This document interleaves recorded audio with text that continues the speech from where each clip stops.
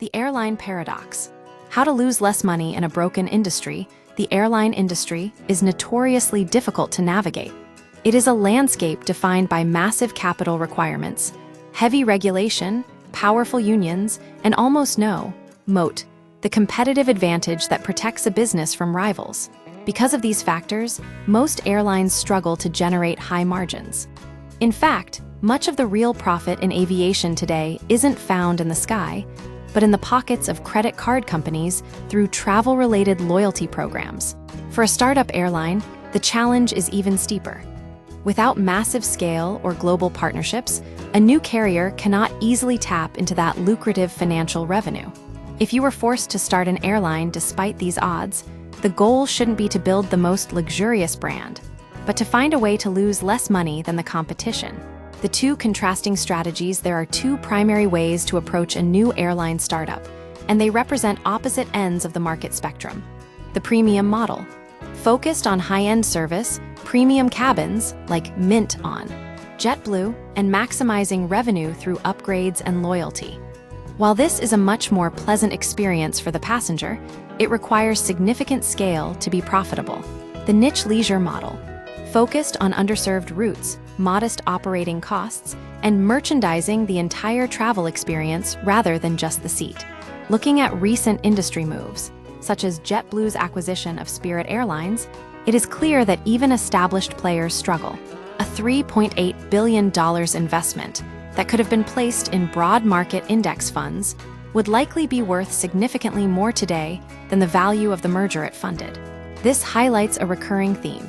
It is often more profitable to invest in the broader economy than to fight for scraps in the aviation sector. A blueprint for a less bad airline if one were determined to enter the US market. The most logical path would be to avoid the hub-and-spoke battle of major carriers and instead target the feds, eds, and meds demographic. This strategy targets state capitals and cities anchored by major universities or medical centers populations, with stable, moderate to high incomes and predictable vacation patterns, targeting underserved routes instead of fighting for slots in congested hubs. A startup should connect these stable cities to major leisure destinations via nonstop flights. Potential routes might include Baton Rouge, Tallahassee, or Lansing to Las Vegas, Orlando, or Fort Lauderdale. Smart fleet selection rather than expensive wide-body jets or high-capacity Airbus models. The focus should be on aircraft like the Embraer E195-E2. These planes offer the range and passenger appeal of a mainline jet, but with much lower trip costs, making them ideal for routes that don't require 180-plus seats. Beyond the seat, selling the trip. A successful niche airline cannot rely solely on ticket sales. It must act as a travel curator. However, rather than trying to build hotels or attractions from scratch, a mistake made by Allegiant, a startup should partner with established operators. By forming deep integrations with local hotels, theme parks, and shows, the airline can offer bundled VIP experiences, e.g., Las Vegas Downtown Elites, integrated sales for meals, upgrades, and attractions, a consistent, high-quality service level through strategic partnerships. The bottom line, the fundamental problem remains. In a highly regulated, high-cost environment, most of these better ideas have already been tried and have largely failed.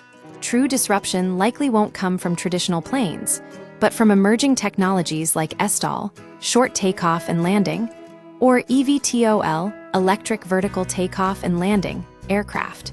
Conclusion. While a niche, leisure-focused model targeting underserved markets offers a way to mitigate losses, the airline industry remains a fundamentally poor way to deploy capital. Until disruptive technology changes the cost structure of flight, the smartest move is often to stay on the ground.